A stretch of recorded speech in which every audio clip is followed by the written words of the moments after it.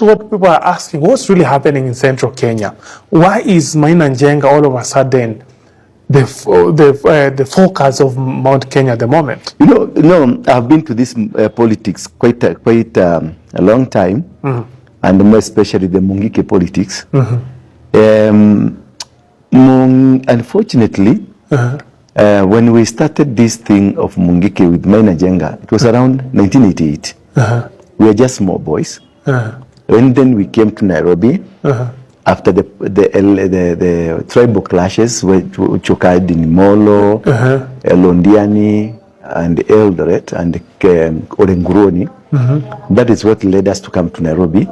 And when we came to Nairobi, we got introduced to so many people, the Mau Maus, the ex-freedom fighters, and those are the people that changed our course to a course of being like nationalists, fighting for the freedom. And the freedom was not the freedom for Kenyans, was the freedom for the Akikuyu.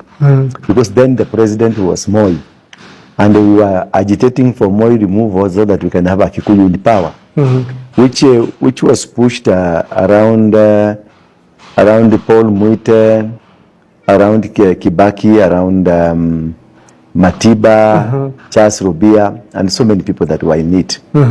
So at some point, because we had become, tumianza kukua a strong movement, we were taken over by the Kenyatta family. And the Kenyatta family that took us in, it is the cousins to the Kenyatta family, to Uhuru Kenyatta.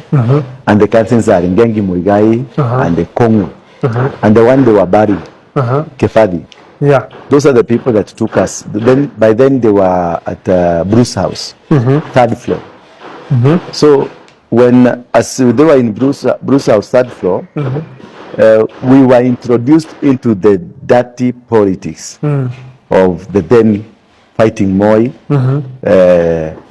and causing some mayhem so that Moi can listen to them. Yeah. For them, they were not too much into removing Moi from power, but they wanted to tell Moi that we have the masses, we have our own dogs which can bark. They have numbers. Not even numbers. We have dogs.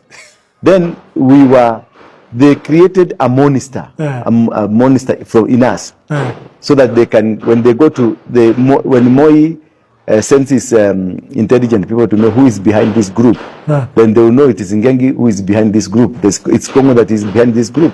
So this group was demonized, and they created like a monster that will shake Moi wherever he is. So that is the reason. Now the reason for Mungiki was modeled towards a barking dog, a dog that when needed, it will be called. When it's not needed, it will be stopped, and if it continues barking, it is poisoned to die. Because all these politicians you see, just from the days of Kibaki, the days of Matiba, the days of Michuki, the days of Jenga Karume, all these politicians you see in politics, they were at one time Mungiki members. What? All of them. At one time they were all Mungiki members. But they were Mungiki members because we were fighting Moi. And they came to Mungiki because we were good dogs that were barking and causing Moi to be terrified. And then Keheka Kemani, the father to Susan, will go to Moi and tell Moi, these people are very dangerous. They have weapons, they have guns, they have everything. They are coming to overthrow you. Then Keheka will go and tell Moi, give me money, I go and speak to these guys. Remove them from the opposition, they come to us. Then Keheka will take millions. And another person who took us to Moi was Jenga Karume, the former Kenya Power, Gishoro, and so many other people, Kina Stephen Indisho then, Gigi, the late Gigi Karaoke. Yeah. And all those people, they embraced us. Not because that we were good. And when we tried to become good, when myself, I jumped ship, I removed myself from Mungiki, I went to Christianity, they all came and shouted at me, why did you get out of that place? Now we are not going to support you. Now you are not important to us. Now you are a bad man. You have left the struggle. Now you have gone to become a traitor. The traitor I became is because I went to Jesus. That is, and now I'm no longer going to throw stones. Now I'm not going to be sent to go and katakata watu huko na mapanga. Now I'm not going to make to scare more or to throw stones. That is when I became a traitor, because I have refused your work that you've been giving me. I have refused to be what you wanted me to be. I have refused to be a criminal. I want to be a good person. Then I became a bad person to them. I became a good person to the state, because now the headache that I was putting onto the government has stopped. The mayhem has stopped. The brains, because I was the brain behind Mungiki, they knew now. The government was happy with me. But these people, the politicians, were so much disappointed with me. Why? Because nimetoka kwa shetani, nimeingia kwa Mungu. And I became a traitor all of a sudden. I was no longer the hero. I was no longer that good man. I was no longer what? Now that is, no, I'm trying to explain to you why Mungiki now. And why MAINA NJENGA now. It's not that they like MAINA NJENGA. It's not that Uhuru Kenyatta loves MAINA NJENGA. Because if Uhuru Kenyatta loved MAINA NJENGA, then he could have made him an MP. And in any case, there could be one MCA in Kenya that is from Mungiki MAINA line. But we don't have even a single one. Yet, this thing is touted to be a big organization, a powerful organization. But if we don't even an MCA who was promoted to become an MCA because of he was being supported by this organization, then we don't have even a member of parliament. You see, MAINA was vying. Laikipia, I think I think I'll Senate. He wanted to be a senator. He was wanted to be a senator. But he says he has 4 million followers, but he was not able to become a senator. So you ask yourself, what really transpired? Could there? Then they say the election was rigged in favor of the current senator, and kura ziliibiwa, zilichukuliwa literally, and you have an army. An army, everybody is looking over 4 million army that everybody is looking around and saying, wow, Mungiki imekuja, Mungiki is back, Mungiki is doing this and this, the mayhem is coming. Yet uliibiwa kura ukiwa na army, na yule kuibia kura ni mtu mwenye hata hajui mambo ya army. So you tend to see this is a monster that is being built on the face value, without the tails, without the legs, but if you see the head, then the head will be used to scare people. The formation of what is happening in politics around Mount Kenya, it is politics of deceit.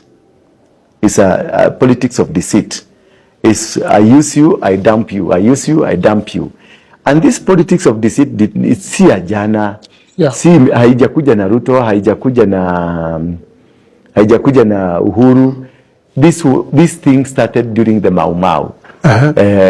When people, the Kikuyus who were in Mau Mau were traitors, were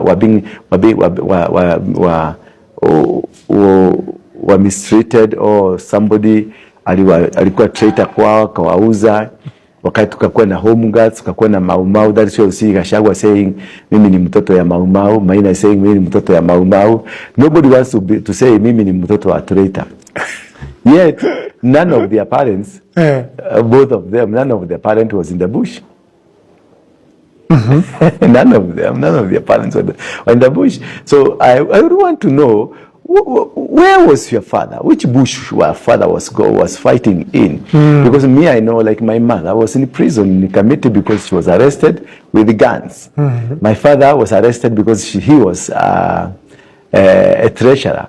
My grandfather is the one who founded Mau Mau, General WARUINGE. If you go to Isli, there's General WARUINGE Street. That's my grandfather. That's the line we are coming from. But now you look at the two who are Mau Mau, you try to trace them, you find GACHAGUA ends up to be is a Samburu. His father is Samburu. If you go look at the name of the father, go and Google, you find there's a name, there's a Lucila, something Lucila. Something like Lucila. That's a Samburu name. And we have some other rumors which are not confirmed. Then we leave everything to God. That was not my point here tonight, but I was trying to expound, to demystify the Mungiki factor, that Kenyans should not be even worried that there is anything to do with Mungiki. And if there is, there are only 200 people or 300 people who are being carried from Thika, others are carried from Laikipia, others carried from Nakuru with the Nissans. You see the meeting like the one you saw in Nyeri, there are people who are transferred, they are not the local people. You find cars who are many than people. What? Yeah, because they traveled. Overnight, they've traveled. The guys who are chasing the Dorcas from the ground, some of them came from Thika, I know them. Some of them came from Kibera. Some of them came from Laikipia. Some of them came, they all are told now, let's go to Laikipia. But the greatest question, the $1 million question I'm asking. Yeah. I know Maina is my first cousin. And the Maina, not unless he is told to go and destroy a meeting, he does not invite himself. How come Maina found himself in Nyeri? Maina lives either in Nakuru, Nairobi, or in Laikipia. How did he find himself in Nyeri? Yet he had another meeting earlier, like 2 weeks ago, in the same venue. How did he find himself? If at all, it is not the organizers of the meeting who wanted to do a double deal. Because that is where I'm looking at.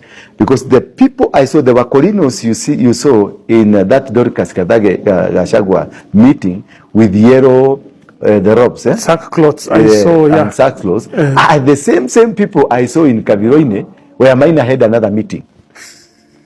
The same people who are praying for Dorcas, and maybe GACHAGUA, and also praying for this nation. I suppose when I looked at them, because I was watching over the video to see who are the attendees, I saw the same people who are in his meeting are the same people praying now in Dorcas GACHAGUA's meeting. Yeah. So who invited Maina? How did Maina find himself in both meetings? The Kaviroine meeting, because Kaviroine is not very far from where Dorcas was doing a meeting. And what was the motivation? Why did he because he is a man of God. And these people were praying, they had gone to pray, and he had not been invited into the prayers. Why will you impose yourself into the meeting? So those are the questions, lingering questions that many people need to ask themselves.